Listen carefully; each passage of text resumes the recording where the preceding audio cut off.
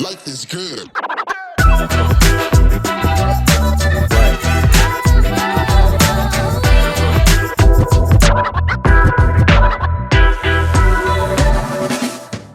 So thank you for being here today. We got a decent action-packed hour of intake. I know that's your favorite subject to spend the middle of your week digging into. I know it's at least mine, but I'm a little bit of a freak. That's okay. So diving into where we're going to go today. So all the things that we're going to be talking about in this session, it's going to be pretty collaborative. I'm going to call on you guys sometimes at random, sometimes we'll get into deep conversations. My goal here is for you to leave with at least one, maybe two nuggets that you can immediately implement into your intake process with your law firms.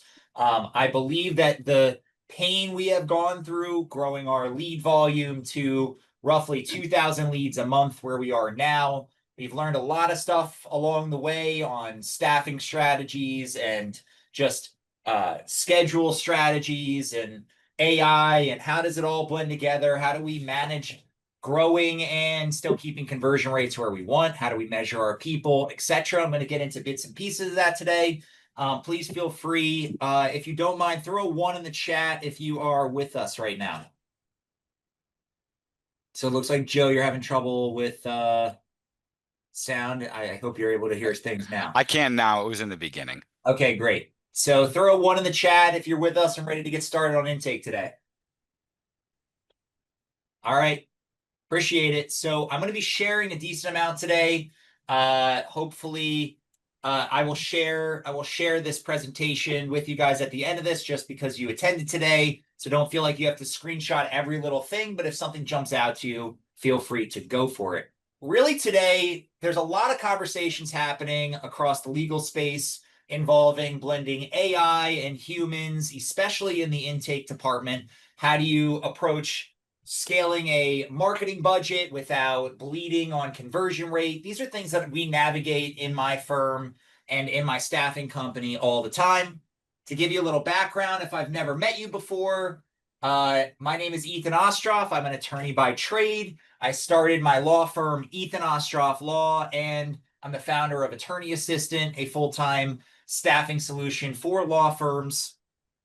In my own firm, we've signed over 6,500 cases since we started the firm in January 2022. We have over 2,000 Google reviews in our Conshohocken location.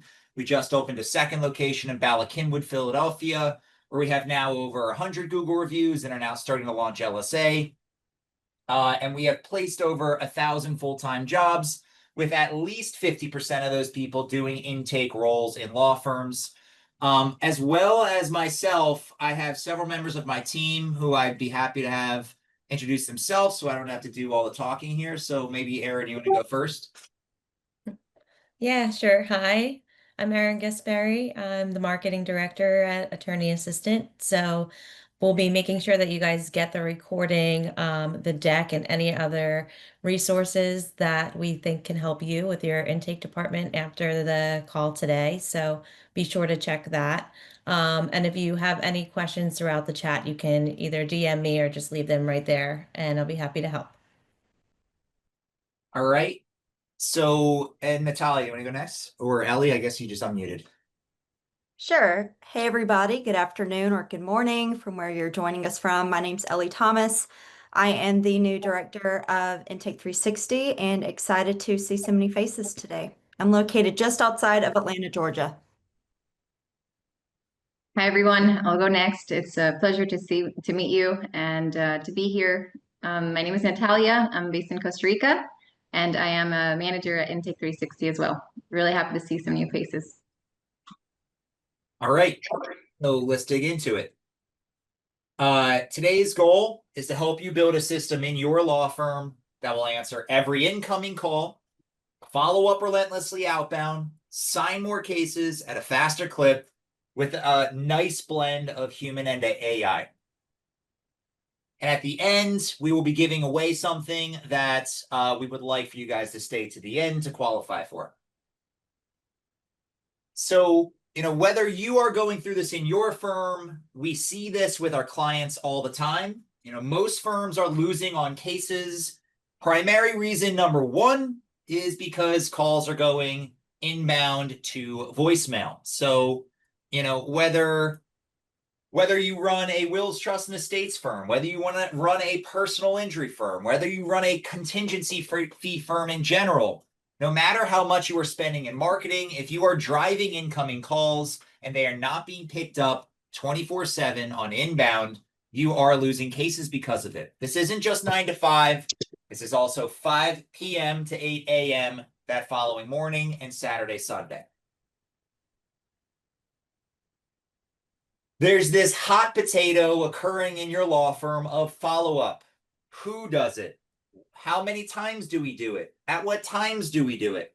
There's a lot of different angles to actually chasing leads, especially if you're creating form fills in your marketing. So Shannon, are you with a law firm?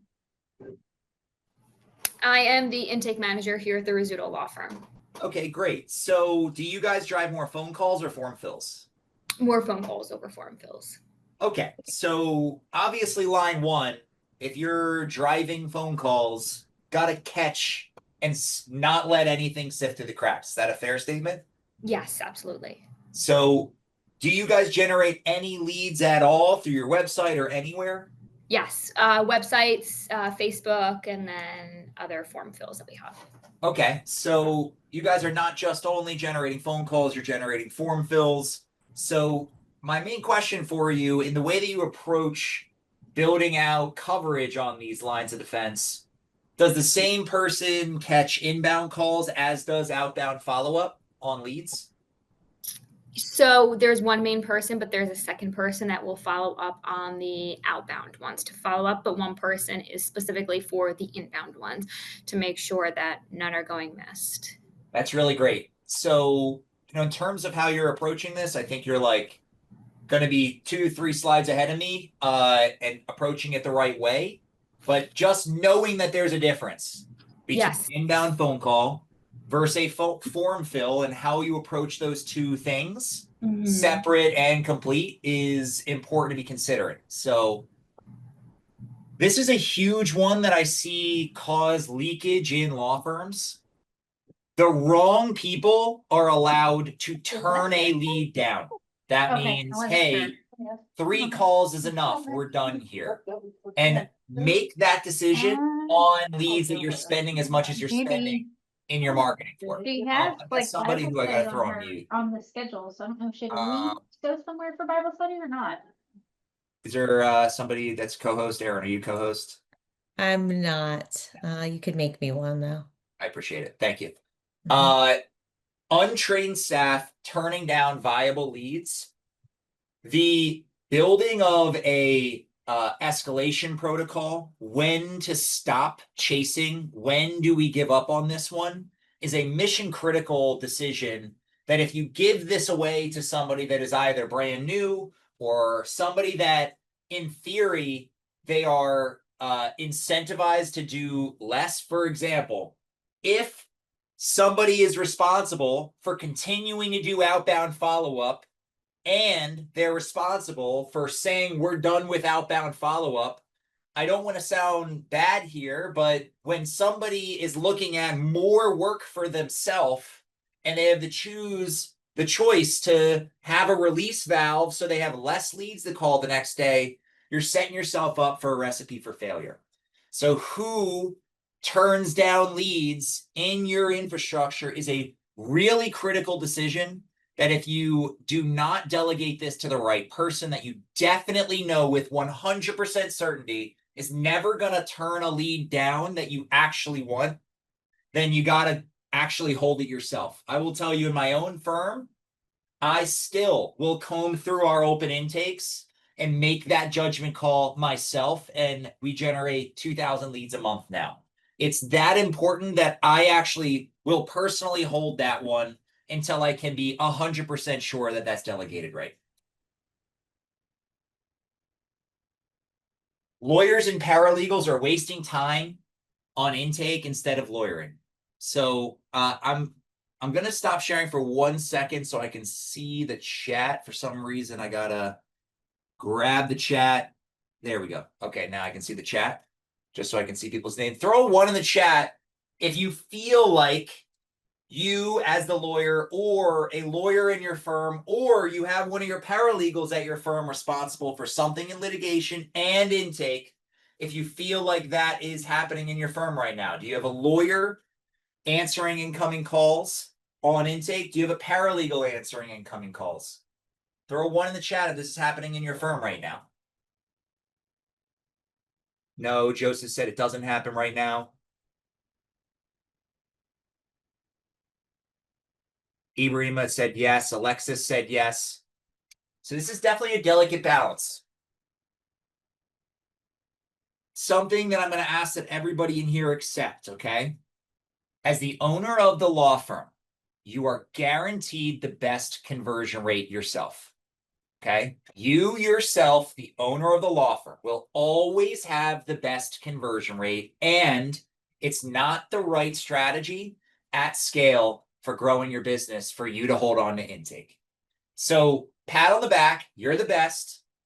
Now, pass it off to somebody else on the closing, especially on the contingency fee side. If you run a retainer firm instead of a contingency fee firm, maybe you hold on to it a little bit longer to guarantee that you are still having revenue come through the door. But as you are growing your firm, if you yourself are the one closing leads, yes, you will have the highest conversion rate because your name's on the billboard, but you will not grow your firm if you're spending your time closing these leads, because for the amount that you close, you have to weed through fender benders and bad leads.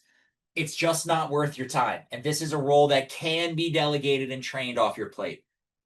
Paralegals, if your paralegals are responsible for this, to me, I have something I'm going to show in here in a little bit, that there are really 3 kinds of tasks in every law firm: brain surgery, sophisticated, and essential. Brain surgery, sophisticated, and essential. Your lawyers are living in that brain surgery bucket as much as ideally possible. Your sophisticated bucket is your paralegal bucket. This is stuff that people went to school for: drafting pleadings, getting back to discovery, digging in on a litigation file. If they're doing intake, you are pulling them from places that they're feeling a lot of pressure from one or multiple attorneys in your firm, and they are not able to get to what you actually need them to do. And they're not as good as at intake as someone specifically and only doing intake. So this is really where you're bleeding money, and you might not be feeling it right now. Your marketing dollars are not predictable unless intake is locked in. If you want to position your business to be able to blow up and scale your marketing department to any extent, the only way to get a reliable CAC, or client acquisition cost, is if your intake is dialed in to a specific conversion rate, because then you multiply conversion rate times the lead cost. That's the only way that you can feel comfortable spending in your marketing, is when you actually know your client acquisition cost. And without the conversion rate piece being locked in before, not after, but before you run your marketing, you are going to waste your marketing dollars. You're never going to really have a reliable ROI until you take these things seriously. So, Alexis Anderson on here. So, Alexis, talk to me a little bit about the state of how you do intake right now. Who's responsible for it? Where do those calls land? I hope you don't mind if I call on you.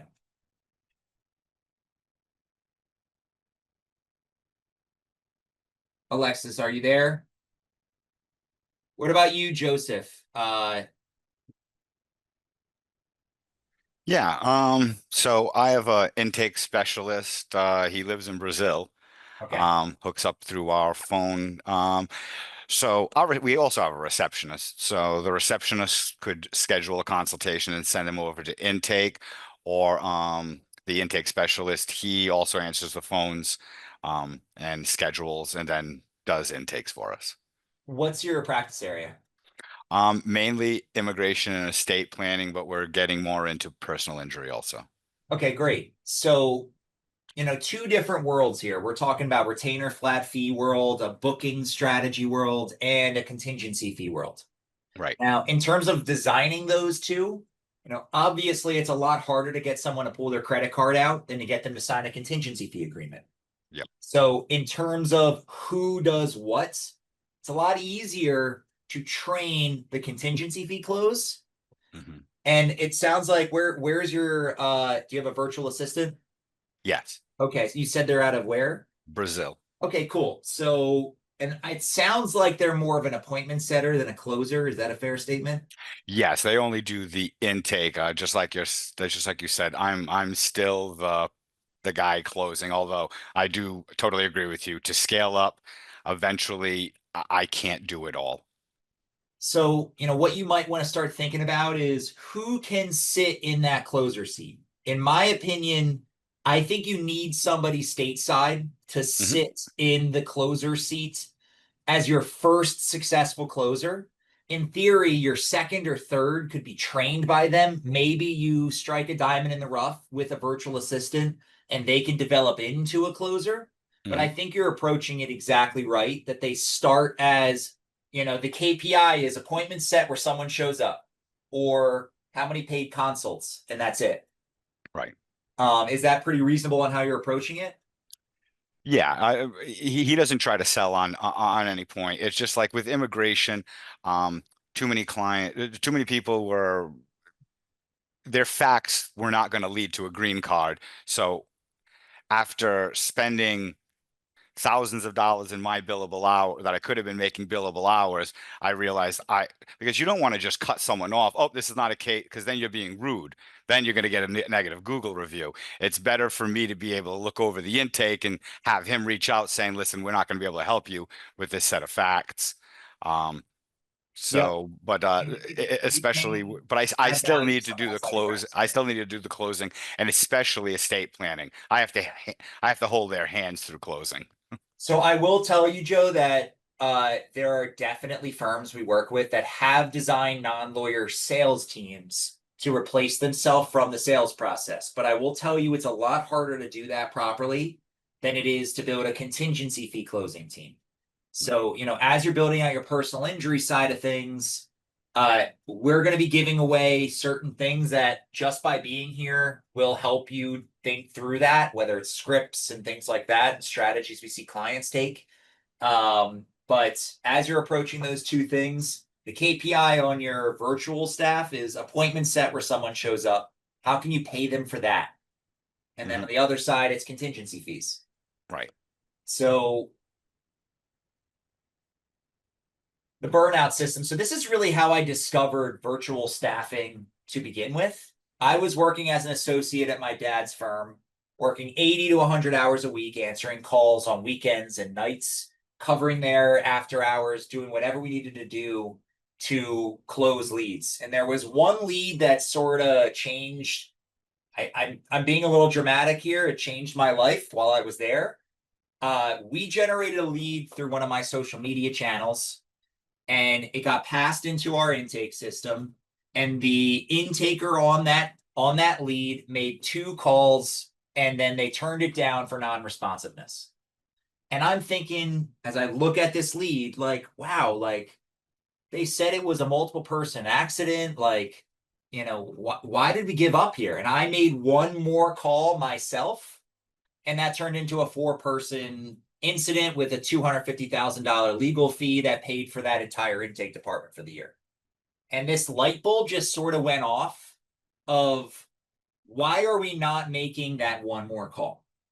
So we created the 15 times follow-up rule: call, text, email, every 3 business days over a 45-day span. That's now down to every 2 business days.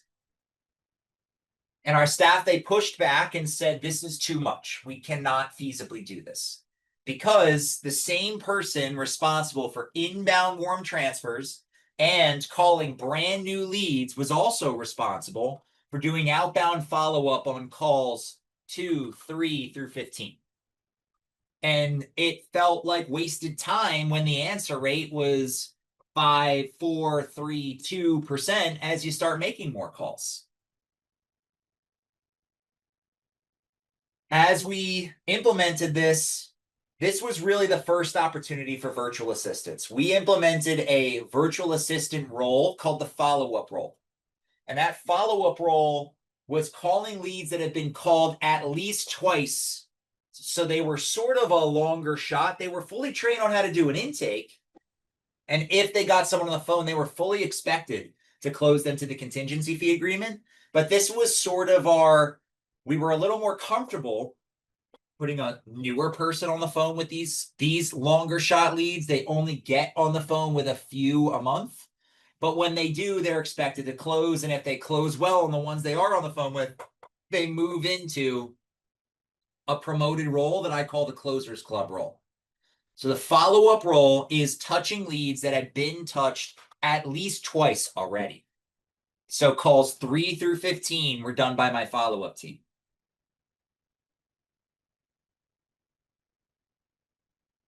This is something that Shannon and I were talking about a little bit before, and this is sort of the pillar to everybody's intake department. And this is something that people don't realize or really get strategic on both lanes of traffic here. Inbound versus outbound, inbound versus outbound. We have to be thinking about these things as two separate major pillars holding up the intake bucket. Inbound is the strategy to cover your inbound phone lines, live callers, referrals, LSAs, social leads. The moment they hit your system, I consider a social lead that first call, I consider inbound, but at the core, inbound is covering your phones. Part one, nothing goes to voicemail. That's really at the very core inbound. I sort of bucket, a live attorney referral or a social lead as inbound because you should be calling it within 15 minutes, which is a part of this as well. But no call ever can hit voicemail if you spend money in legal marketing, ever.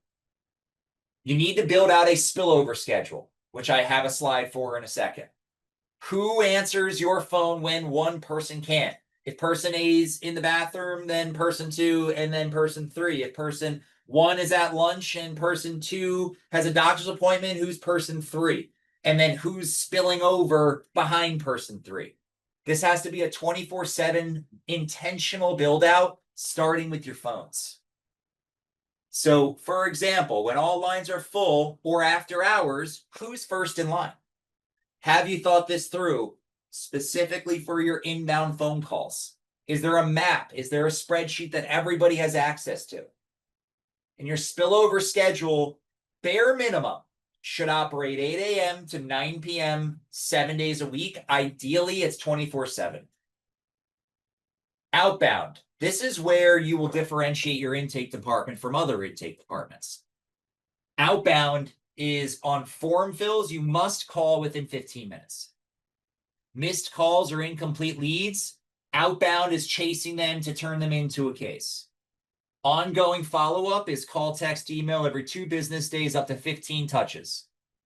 I will show you the lead I want score in a second, which will give you some perspective here, but speed to lead and relentless follow-up together is where you really close cases. We don't see your screen in case you are sharing it. Yeah, let me go ahead. Thank you for that, because I definitely did. Okay, I'll just go back to that last slide. Inbound, outbound. So you can take a screenshot here. Inbound, the front door. Outbound is the chase. Inbound is really your phone lines. Outbound is really touching on form fills and outgoing follow-up, etc. Your spillover schedule. This is as simple of a spreadsheet as every law firm should have in their infrastructure. In your firm, so I'm going to pick out a random name. So Steve, what's up, buddy? How you doing, Ethan? I'm doing good, man. So Steve, if you don't mind humoring me for a second, Steve and I went to law school together, just FYI. So in your firm at 9 to 10 a.m., what's the initials of your law firm's receptionist or whoever would cover an inbound call? Initials JS. JS. So in functionally building this out for your firm, so JS shifts. Let's say JS works 9 to 12 and takes 1 to 2 off for lunch, then 2 to 5. Is that reasonable? Okay. So who, if JS misses the call, does it spill to? It depends how it would have came in, but so it would sort of like bifurcate depending on how the call was received. But it would either go to Tina or another attorney. So It's very difficult, Ethan. It's not as simple as what your schedules, but I understand what you're getting at. But it depends whose number it came through. okay. So, this conversation around what numbers are we giving out? Where are we trying to funnel these calls to? How do we get it centralized and who covers that? This is all sort of a part of the same conversation. And we're actually having that same conversation in my own firm right now. How do we funnel the right people to the right number? And when that number gets a call, what's the flow of those calls? Yeah, you understand. It's all about who's getting credit for the case. So Understood. So in terms of just simple reception, let's just pretend we're looking at a normal bucket here of a firm of every incoming call. Yep. Thinking through how do we prevent voicemail, layer 1, JS, layer 2, Tina. Yep. And then if Tina were to miss it, and let's assume there isn't an attorney on call and it just really is going into the abyss, how do we catch those? And through that spillover. So the voicemails that go into the general line get emailed to a bunch of people. Yep. So they do land on voicemail though. Yeah, which then lands in an email. Mm-hmm. So I guess kind of where I'm getting to here, Steve, is I like to assume that every incoming call is a new case. I'd rather sort of do a differential diagnosis that this new call, I am ruling out that it's a new case first and building backwards from there. So if a new case call came in, I want to know that every time a new call comes into my firm, before they hang up, they sign my contract. Mm-hmm. So I'm building backwards sort of from that perspective. So for those of you on here, Alexis, Charlotte, anyone else who's thinking through how do I cover my inbound phone line, think through ideally, lines of defense, assuming that's a new client and assuming you want a strategy to turn that into a signed client. That's sort of the purpose of this schedule. All right. Thank you for humoring me, Steve. I appreciate it. Yeah, no problem. I'm sorry I didn't have better answers. No, it's great. It's great. I appreciate it. So turn down escalation. We kind of dug into this piece. What do you do to turn down leads? Who does it? Is it a team member that you trust for sure that's going to know a case from a non-case? Is it somebody that's incentivized to not want to chase leads because it's a lot more work for them? Just be mindful of this. This is a simple strategy that I'm going to make sure everybody on here does the next time that they do an intake call. This is what we call convert or commit in EOL. Convert or commit. When you're on the phone with a client, there's no one more important than the person you're on the phone with at that given time.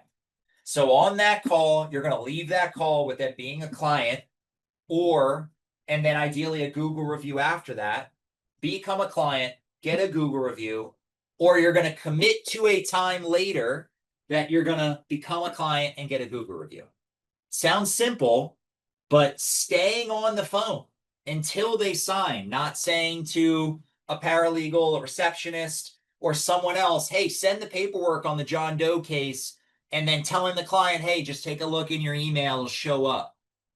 Your conversion rate is taking a hit from that strategy. So every time you're on the phone with a client, they need to become your client and ideally get a Google review on that call or commit to a time later. hey, I want to talk this over with my partner. Can, we talk another time? Okay, how does tomorrow at 2 o'clock sound? Suggest a time, make it easy on the schedule, and commit to a future time to become a client. Lead I want scoring system. This is prioritizing based on quality, not randomness. So this is my approach to scoring leads. It's very simple. The goal here is to prioritize how much we're going to continue to follow up on a lead. You're either, when you come into my infrastructure, a 100, a 75, a 33, or a 0. A 100 says in the description something I want. Keep it simple. Charlotte, what kind of firm do you run down wherever you're located? We're estate planning. So give me an example, of a lead that might come through your system that is something you want. Sure. Of course, it's we get a lot of blended families who are looking to protect their assets and make sure they go to the right people. So I'll give you an example. Let's say that a lead came to your website and said, seeking estate, great lawyer, have a blended family, want help. Is that reasonably something you want? I think we'd have to ask more questions. We do ask their assets and things like that before. So this is before you've ever talked to them. This is just like to get them on the phone. If this yeah. is on your website. We'll take it. Yeah. Yeah. So keep it simple in the scoring system. Is this something generally I want versus not? That's a 100. Says something I want. Simple. 75, neutral. It doesn't say something I don't want. Maybe they forgot to fill out the description. Maybe they dropped a call when they called us. Maybe they said, I'm not sure if I'm at fault for yada, yada, yada. Says something not necessarily that I don't want, but it doesn't say something I definitely want. That's a 75. It's basically moving me in the right direction. It's worth still chasing, but maybe a little less than the fact pattern I want. Red flags, it says 33. If in the lead it says something I don't want. So for Charlotte, it says, I'm broke, I can't afford a lawyer, but can I get a free consult? You don't really want that. Just like I don't want somebody that says, I had a rear end accident, but I was deemed at fault by the police. They probably were not going to have a case, but we don't know until we talk to them. Maybe they were getting off on an exit and somebody cut them off on the exit, and maybe there is a case, even though the police were wrong. I want to confirm it. So a 33 is, it says something I believe I don't want, but I haven't talked to them and confirmed it. A 0% is it, we talked to them, confirmed likely not something we want, so that's where you stop. And then in this instance, the agent that determined it was a 0, which we have the agents do every time they log a call, they need to give a reason why it's not a case. That's how you train people how to know a case from a non-case.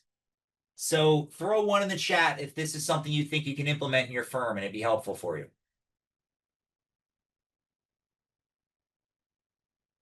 Charlotte's the only person. Eric, I appreciate it. Please do this in your firm. Every lead that comes into your infrastructure, score it. Say, based on whether I should keep chasing it. That's the score.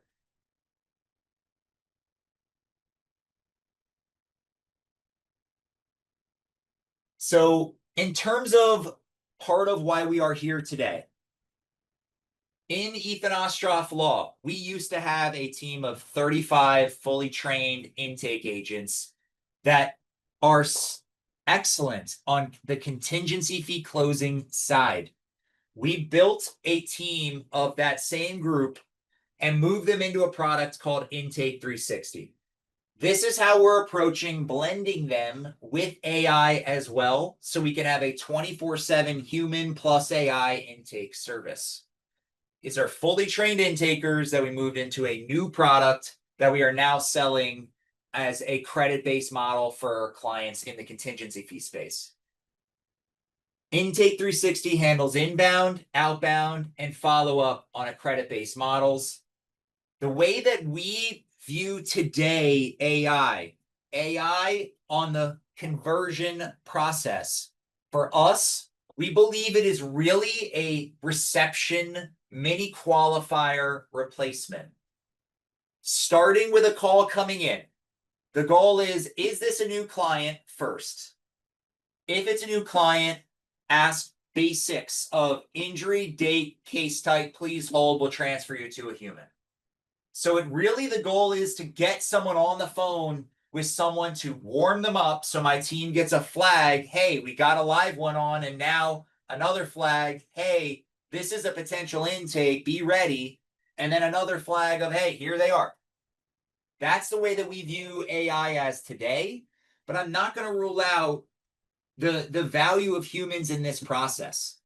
Humans still today have warm empathy and the ability to persuade and close on contingency fee cases today in a way that will materially impact conversion rate if we had AI do it.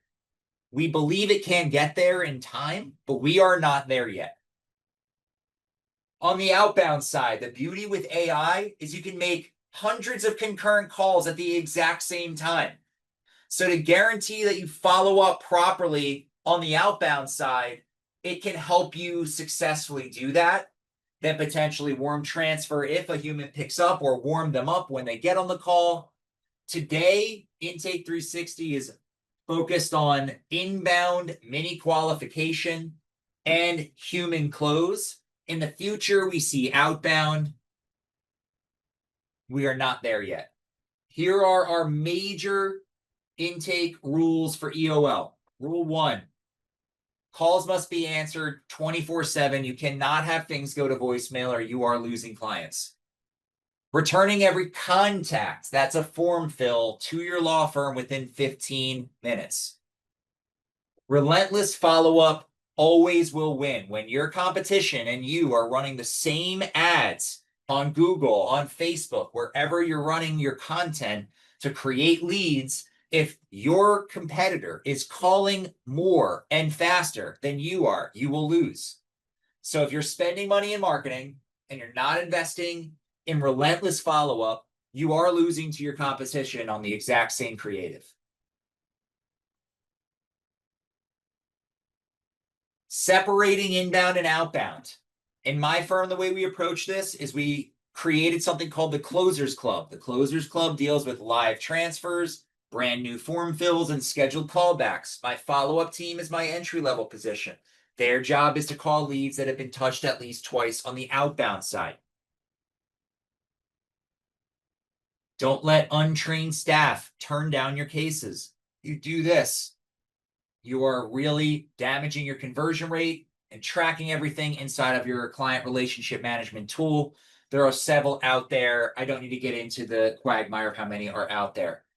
Your intake is the first introduction of your firm's personality to the client. If you fumble that, you are going to lose the trust right away. You're not going to get that client to convert. So here's a few tools that I recommend that you guys look at. Here are a few CRMs or client relationship managers that basically when leads come in, there are typically law firms that at least have a matter management system, but not all of them also have a lead management system. I and my firm use Litify, which is both, but Lawmatics, for example, is just intake. Lead Docket is just intake. Clio Grow is just intake. And when a lead converts, it pushes into the matter management system. Eric, do you use a lead management system like this? Yeah, we use Clio Grow in-house. Okay, great. Do you use Clio Manage for matter management as well? Correct, yes. So that's what I see a lot of success with Clio clients, just sticking with their native integration. There's no need to overcomplicate it. But those are two completely separate systems that if you don't have both, you're going to definitely lose on the conversion rate side. Roles in my intake department. This is how I approached it. I'm not saying this is the perfect way to approach it. It's just a way that worked for us. Spillover, team, and reception. Their job was answer transfer. Make sure we catch it and transfer it properly to our Closers Club. Live transfers, brand new form fills, and to close our highest conversion rate leads. Follow-up team. That is our entry-level position to chase the form fills after 2 touches. Build monitoring dashboards for each of these KPIs. You need to know your answer rate. Is it 50%? Is it 80%? Do you not know? Your answer rate is when someone calls your main office line, whatever you call your main office line, what percentage of time does a human or someone answer that call? You want to be as close to 100% as possible. Anything less than 95, you got something that you really need to fix, like right now. Code red, fix it in your firm or you're losing money. Response time on form fills. If you run form fill marketing or lead generation or you buy leads, the speed is a huge factor because you don't know how many firms that they have converted with. This might be somebody that has a high conversion intent, like they're a Google lead and searched personal injury lawyer near me and they found your page. These are people ready to buy right now. They're not going to wait for you. Touch cadence. How many times are you following up until you give up? And then if you want to break it down more, you break it down based on the lead I want score. Sign case rate by lead type. So really, this should be by case type and by lead type. So case type, car accident versus premises liability versus medical malpractice, case type. Then lead type. You need to break out what is our conversion rate on Facebook leads versus Google leads, because throw a 1 in the chat if you've ever ran Facebook ads and felt like, oh my God, these leads are terrible. Why am I converting 1 out of every whatever? I see Charlotte has struggled with it. Aaron has struggled with it, I guess. What are you talking about? But on each platform, there's an expected conversion rate. On Google, you should be at 50, but on Facebook, the industry average is 7, but our cost per case, and Aaron can agree with me here, our cost per case on social, where we're at closer to 15% conversion rate on Facebook, other than medical malpractice, where we're at closer to 15%, we're doubling the industry average on Facebook. Our cost per case there, in different major, very competitive categories I'm pretty proud of our signed case rate there. So if you don't measure them differently and get to your client acquisition cost based on actual spend times conversion rate, I can almost guarantee you're doing worse in places than you realize, and you're doing better in other places than you realize if you don't break it out by where each conversion rate is per type of lead. So today, AI is at a point that we see as an appointment setter. I do see it becoming a contingency fee closer. I don't see it becoming a retainer closer anytime soon. I do believe that we will have a better time with AI closing booked appointments than with humans over time, just because it is so much easier to train an AI at scale when something doesn't go well than dozens and dozens of agents. It's just dramatically more difficult. We do believe that we will be able to use AI for closing contingency fee agreements. We just are not there yet. Any time of hesitation through emotion, tone, or request for human, you have to build opt-outs for these AIs and escalate to a human intake, not only when needed. Today, it's a combination of transfer it over. In time, I think it might become only when needed, but today it's really more AI mini qualify, transfer, close, but I do see it moving in this direction. So I have a treat for you. If you are on here, we are going to do an audit of your intake department. If you really don't want us to, please shoot us an email. But our intention is anybody that was on here today or signed up for this webinar, we are going to go and proactively secret shop your law firm. We're going to give you performance of how your team is doing on these major intake touch points. Or if it spills over to a by-the-minute service, we're going to audit them as well. On the meeting where we go over your results, we will give you custom intake scripts for your practice area, practical next steps to close the gaps. You're welcome to join or visit auditmyintake.com to get more information, but we are going to do it just because you are here. I wanted to save a little bit of time for Q&A if there was anybody that wanted to talk about issues going on in your intake department or in anywhere within your firm that you're struggling with, related to conversion or marketing and squeezing the juice out of certain leads. If anybody wants to raise their hand or throw one in the chat, I'm happy to happy to be helpful if I can.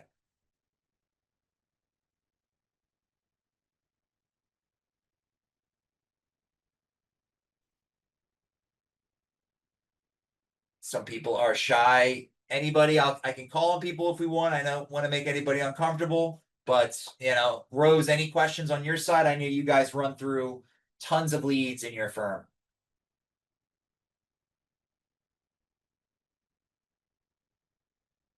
Don't know if Rose is here. So Steve, on the mass tort side, is there anything that you guys or Shannon, if you just popped on, Shannon, is there anywhere that we can be helpful? Just a quick question. So we have in our office the 333 rule. So it's contact 3 times a day, 3 different ways for 3 days. So it's call, text, and email, morning, afternoon, and night for 3 days straight. Obviously, if it's a great lead, we will continue that on. But if it's just a mediocre, can't help, not getting through, we stop. So is that 9 touches or 3 touches? 9 touches a day for 3 days straight. Do you think that is excessive? Is that not enough? So what I like about it is the aggressiveness up front. What I don't like about it is sometimes people are on vacation on a given week or busy for those 3 days. So I think you should have a longer tail. I think you'll see diminishing returns, especially on day 3. Like if you could do 3 to 1 1 1 1 1, that would be, I think, more valuable. Okay. Try that out. Thank you so much. Like net the same amount of contacts, but have it drag out over a longer period, I think would be more beneficial. Okay. Awesome. Thank you so much. I appreciate it. Yeah, and at the end of the day, Shannon, let the data drive what's working better. If you test this and you're seeing worse conversion, then I can be wrong. Yeah, absolutely. But I think that that's a really great place to be. If you're touching them 3 times on the first day, that's excellent. Mm-hmm. All right, anybody else? So it looks like Rose works with Rose, so I don't know if Rose is also Rose, but if you work in the intake department, are there any questions that you have that I can be helpful with? Not at the moment. Everything was really clear from my side, so I appreciate it. No problem. Yeah, and those of you who are here, I see Eric just unmuted. Go ahead, Eric. Yeah, I have a quick question. It's a little bit more further down the pipeline. With the ads that you're running, let's say on social media, your Facebook ads, how much info are you collecting on that initial ad, or are you limiting that to increase your conversion rates and then trying to follow up with the call? So there are, and Erin can even chime in here if you think I'm missing something. So Erin she runs marketing and staffing and in my firm, so she'll run this stuff too. So we've tested different things. I think that what it comes down to is how is your intake department really designed for? So are you designed today for click to call? And are you designed for incoming calls, or are you designed to hit forms really aggressively? So, I think that there's a good argument that the more you ask, the more you qualify them. And if you drive them to a funnel, you might get a higher qualified lead rate. But what we've experienced is the people that fall off from any more questions than tell me about your situation, when did this happen, isn't worth any extra layers of friction. We pretty much exclusively run form fill lead generation ads. Eric, have you ever been on the Facebook ad library before? Yes, I have. I actually come from the real estate world. I do digital marketing now for the law firm here, but I've run tons of leads on the real estate side. Okay. But now I am starting to run them on the personal injury side. But like I said, on the real estate side, it's very simple. How many beds are you looking for? Very specific questions. We're personal injury, so that could branch off to a lot of different areas. And so my question, I'm teetering going back and forth. Do I ask more questions specific to each of those, or am I just trying to figure out, hey, when did this happen? Were you injured? What's your phone number? Yeah, and for those of you on here who've never been here, Aaron, do you mind throwing in the chat just like the Facebook library? So for those of you who did not know, Facebook puts everyone running any ads publicly on this website. So if you want to go look at what I'm doing, if you want to go look at what anyone's doing, it's all public data. You're welcome to go see it. So I think, Eric, kind of to give you specifics, it really depends on your intention and your budgeting strategy. So if your intention is to create form fill leads, you got to get very specific on what kind of cases you're targeting, because what I have found is on social, you tend to catch people who are sort of sitting on the sidelines with less intent. They're a little bit colder. So your creative might need to like hit on, hey, you may not realize this, but you have a Roundup case if you have non-Hodgkin's lymphoma, or depending on your state, maybe there's some weird exception to auto, like Pennsylvania. There's a lot of confusion around limited tort law, for example. So limited tort, maybe they were told by an adjuster they don't have a case. Maybe they were told by, a lawyer they don't have a case. That might be something you could test and catch someone there. And typically we keep it really simple. And if our goal is to create cases, we do lead gen most of the time. We're not built as much actually for incoming calls as we are form fill. So we really like driving forms, and the cheapest forms you'll get with the least risk for error is just native form fills on social, we have found. Yeah, I have too. Because if you're going to drive people to a landing page, you're sort of just creating reasons of objections that could really hurt your cost per lead. Aaron, is that a fair assessment? Yeah, absolutely. And I think we have really kept the form fill simple because I mean, on Ethen Ostroff Law, we use the Intake 360 team. So we know that our intake team is going to ask the right questions. So we try to the less that people have to put in the form on social, the more likely they're going to convert. Yeah. Because they just want to get back to scrolling. Yeah. And similarly, Perfect. on our website chatbot, we take the same strategy. Just get the basics so we can get them on the phone as fast as possible. Like, we actually tested Intaker versus a very, very simple conversational chatbot, and the conversational chatbot was cheaper and performed better. So, like, we like to just, okay, you're here. How do I get you on the phone as fast as possible? So you get there by on social, it pre-populates phone number, email, first name, last name. So any additional question that you add will hurt your conversion rate. And when you say conversational chatbot, so you're just saying something that's just text-based, it's not the buttons that they're Go pressing. to EOL.law and Okay, you can submit a lead on my site. And perfect. Okay. Yeah.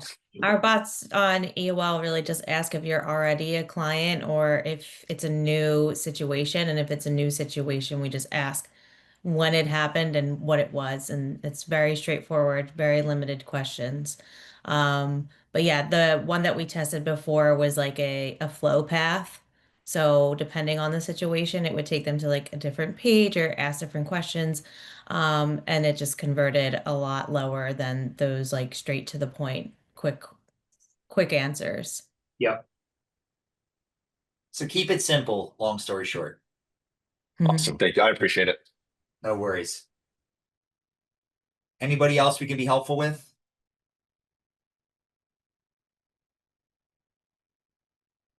All right. Well, thank you for attending today. We are going to start the audit on your firm because you were here, and hopefully you guys get good results. If not, we would love to help you think it through on how you can solve those gaps in your firm. If there's anybody that wants to reach out, I'm going to put my email in here. Thanks for being here too, Steve. Great to see you. And then this is my email. Please feel free to email me directly if you have specific questions that we didn't get to, or you were shy and didn't feel like hopping on and asking a question. That's cool too. And hopefully you don't have huge problems in your intake department, but we help firms solve it every day, and we'd love to be helpful for you. All right, thank you.